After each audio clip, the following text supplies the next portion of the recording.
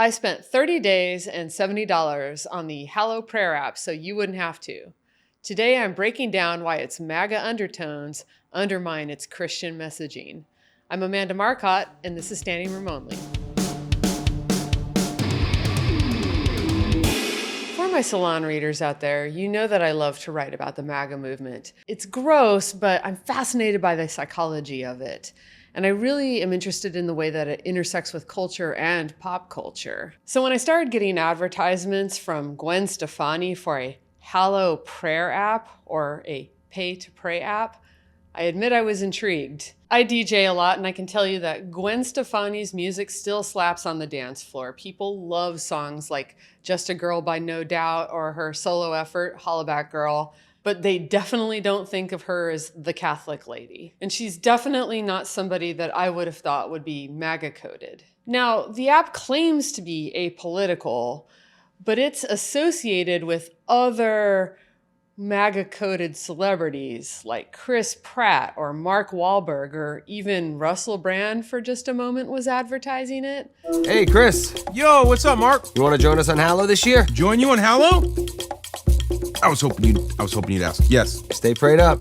So I got curious. I decided to download the app, not for Jesus, but for journalism. And they charged me $70 for a whole year when I thought I was signing up for a monthly subscription.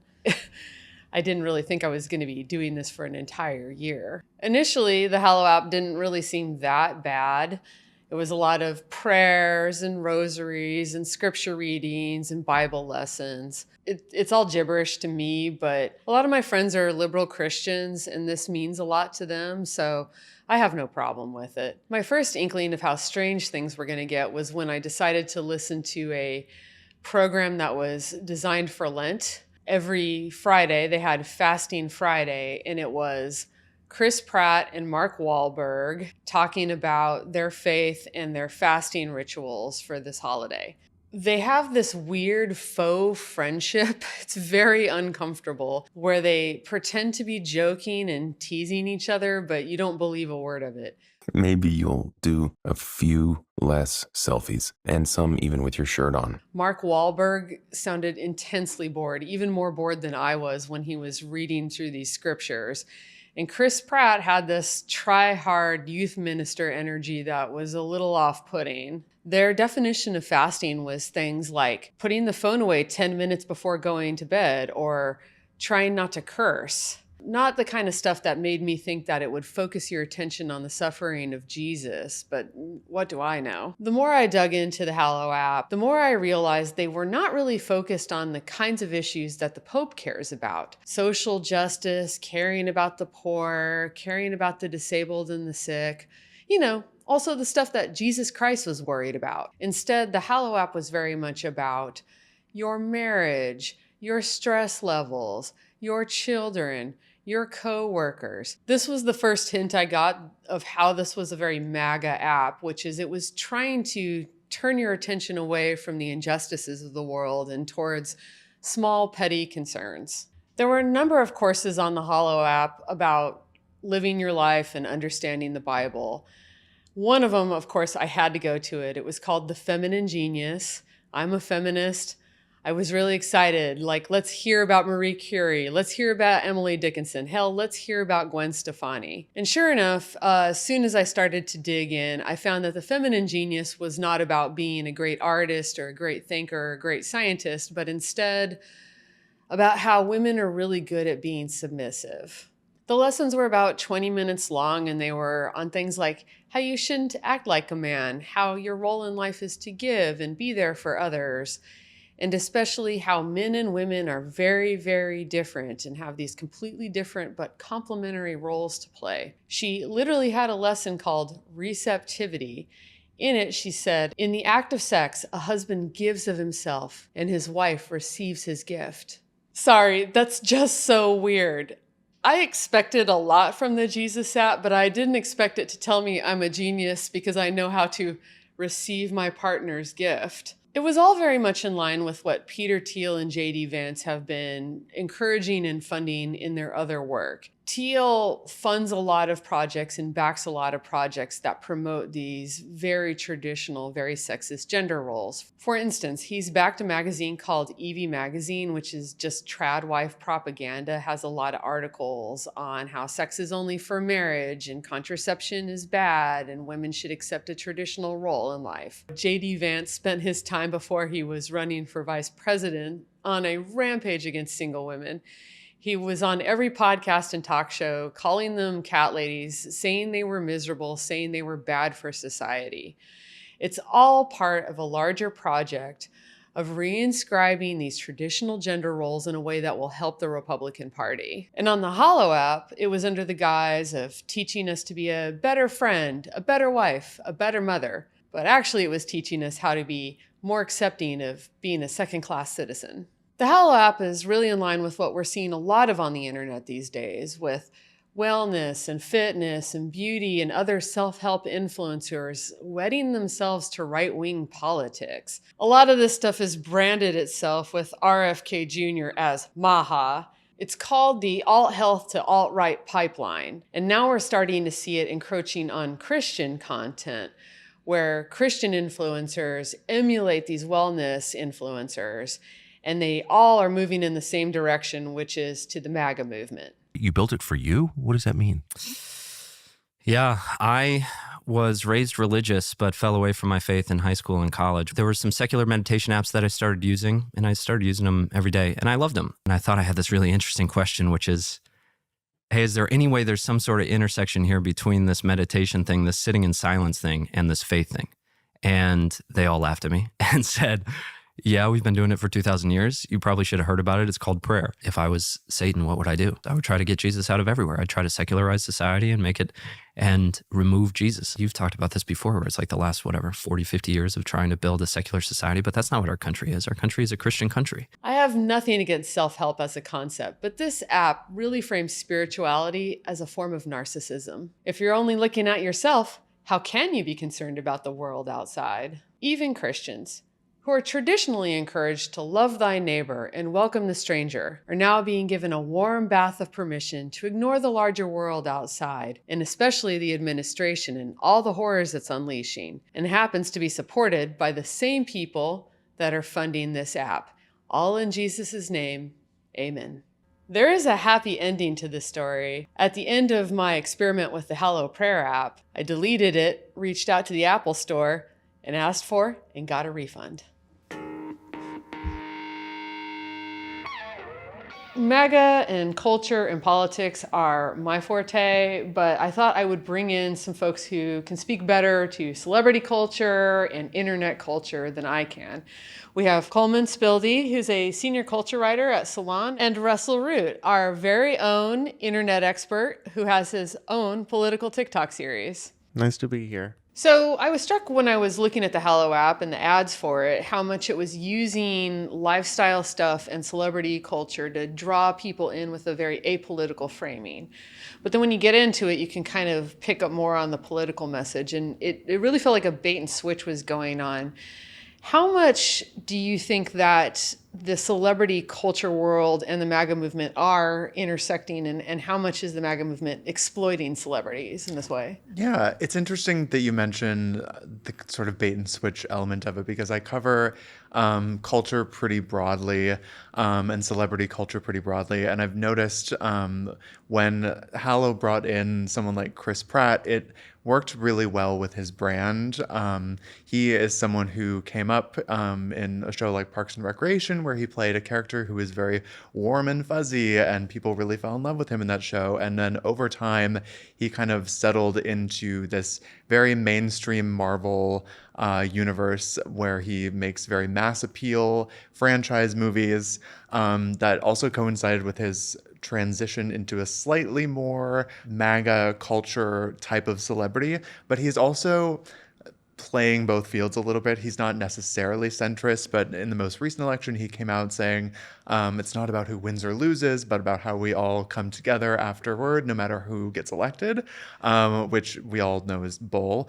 But I thought it was interesting that he kind of got reeled into the Hallow app afterwards, because it's not an app that's overtly political, but when you go in down that rabbit hole, it's a lot easier to find the connection between MAGA and Hallow. No, and following off of that, I downloaded the Hallow app just to see what it was like this morning. Which, by the way, congrats on getting that money refunded, because it is not worth it. But on the opening page, one of the choices, there are like 5 different choices of who you want to hear. Who you want to get your religious content from. Like, do you want to get it from theologians, or do you want to get it from priests? And then one of the options is Marky Mark. Do you want to get it from him? Like, it's a huge part of the branding, to the point where when you first sign up for it, he's one of like the 5 main types of people that you can hear religious doctrine from. And I mean, it follows.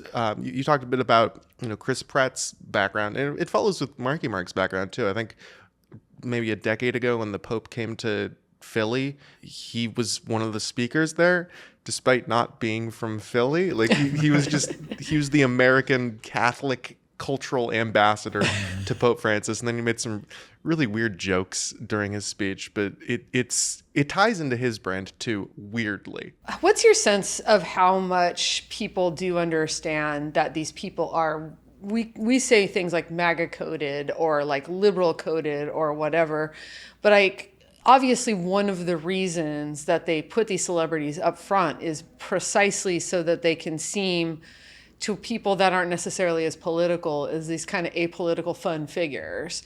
What's your sense of like where the range is for people that are responding to these kinds of ads, to these kinds of celebrities?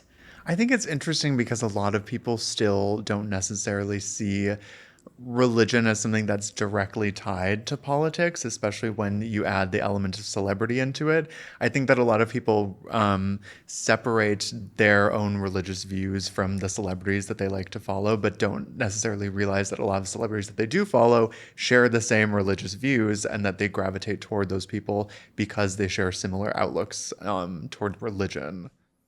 Yeah, and I mean, again, to go back to Marky Mark, I mean, he built his brand for like the entirety of the 2010s on being like one of the main irreverent, comedy people. I mean, with the other guys and with the Ted series.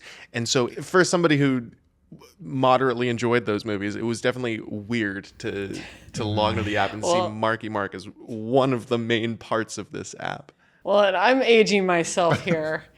But to me, he's I remember him from when he was in the Funky Bunch, and more importantly, was a sex object in the Calvin Klein underwear ads. Like, that was how he was known to my generation. So and of course, it's very weird. Boogie Nights as well. Yeah. I mean, it's hard to reconcile that one shot in Boogie Nights with him being the face of the Catholic app. I will never forget that shot when Boogie Nights. I every time I think about how hard we laughed, did not see it coming. But anyway, that is a digression. I want to talk about Gwen Stefani.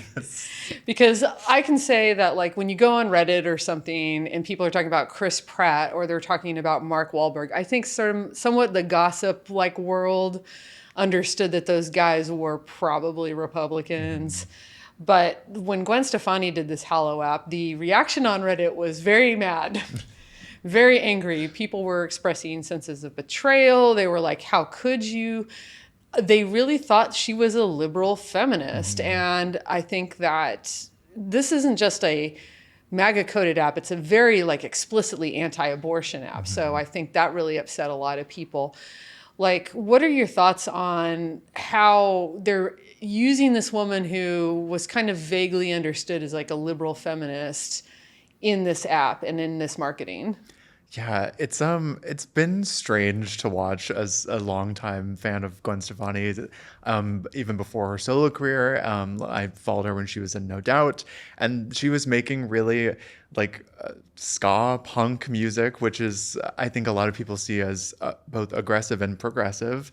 And then when she transitioned into a solo career, she was making really experimental, forward-thinking pop music. And I think that garnered her a huge queer fan base, and myself included. And so as she was moving through the years, she never was explicitly religious, but always was kind of talking about it at the same time. She did an interview with a queer publication that asked her what if she had a gay son, and she said, I would be blessed if I had a gay son, but I just pray that God makes me a good mom. So I think that she's always kind of been talking about God in this way, but not in a way that would necessarily make people's ears perk up unless they were looking for it.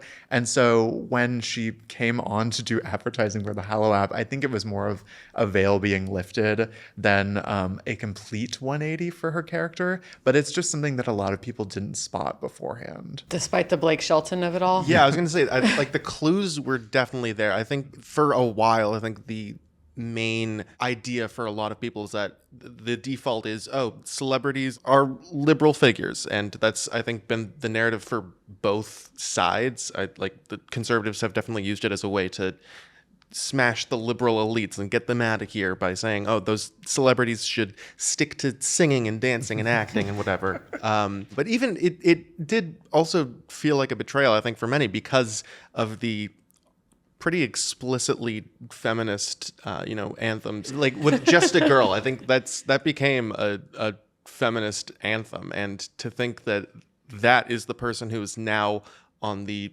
anti-abortion Catholic app, it feels like a complete disconnect. I think it was easy to overlook Blake because there are a lot of country western stars who are liberal. Mm-hmm. They really are. And you don't necessarily know that somebody is conservative, but I think a lot of people have been outing themselves these days. Especially with someone like Carrie Underwood, who just performed at the inauguration and got a ton of blowback for that. I think people are revealing their cards a little more explicitly these days, and especially if there is maybe a potential career boost to do it. I think, Gwen Stefani, if you look at the dates that her Hallow ads were released, the first one came out just 2 weeks after her most recent album Bouquet in November, and then she released a deluxe version in March, right before the Lent version of her Hallow app came out.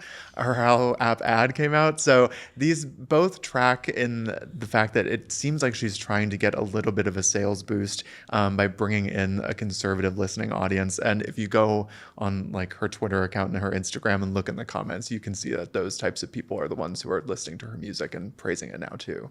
I gotta say, it's innovative that Taylor Swift will release the expanded version of her album. Gwen Stefani's releasing the Lent version of her album. I'm waiting for her Ash Wednesday drop. It really was a big discussion in the aftermath of the 2024 election that Republicans, of all people, seem to be doing better doing this pop culture thing. They understood the podcast world. They understood the social media influencer world. Why aren't Democrats better at this? Yeah, I think what I keep coming back to is that for the first time in a while, being conservative now feels more like the counterculture than anything, which is paradoxical because they control all three chambers of government, however you want to phrase it. And it feels a lot like that silent majority gambit from the 60s, where, you had the contrasting message for conservative voices are being drowned out by the liberal crazies, but also most of us feel that way, which is somehow you can hold both of those in your mind at the same time. And so it's going to be hard for Democrats to get into that counterculture space, of that cool hip space, when their existence has seemed like the standard for so long. It's very hard for, liberals to push back against the establishment that is sort of themselves. It occurs to me, you just recently wrote about the Met Gala. Mm-hmm. And I think we're seeing a similar kind of tension between the new pop culture, the social media, influencers, podcasts, Twitch, TikTok, and then what you see, the kind of people that show up at the Met Gala, who are what I would consider pop culture, what would have actually defined pop culture even 10, 15 years ago. Movie stars, music stars, artists, fashion icons.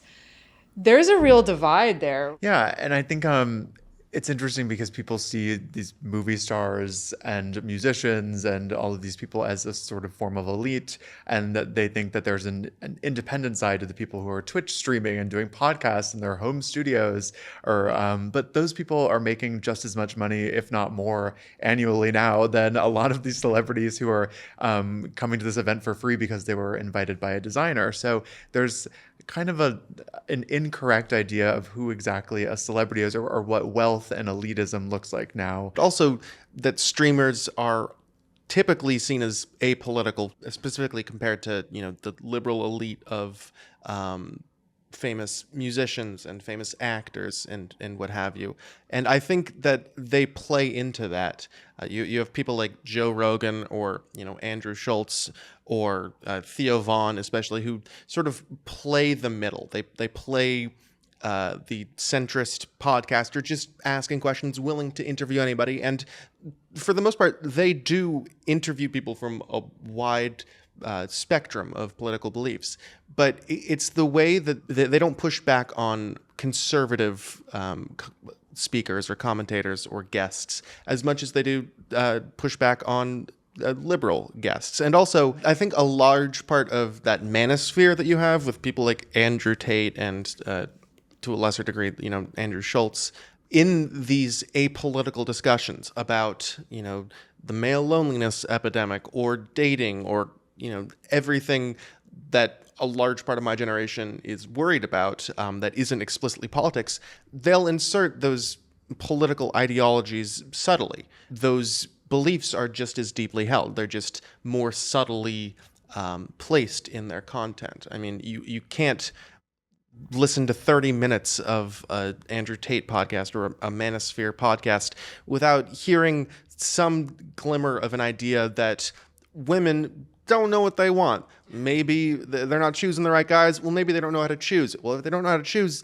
should they really have as much of a say in our current political climate? And what you see is that it casually pushes the center to the right. I mean, I saw a series of polls recently that compared to even just a few years ago, the number of young males who believe that women should be paid just as much as men, that's gone down. And I think that that's due to the subtle political messages that are hidden in these Manosphere podcasts. I do want to end on a fun question. So what celebrity would it just deeply traumatize you to hear is secretly MAGA?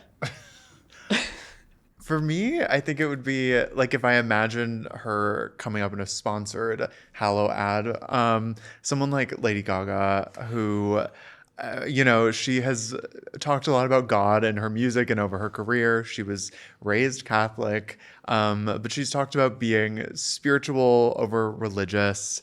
And I feel like, that would be a knife to the heart kind of betrayal in a way that I don't even think someone like Gwen Stefani could ever conjure for me.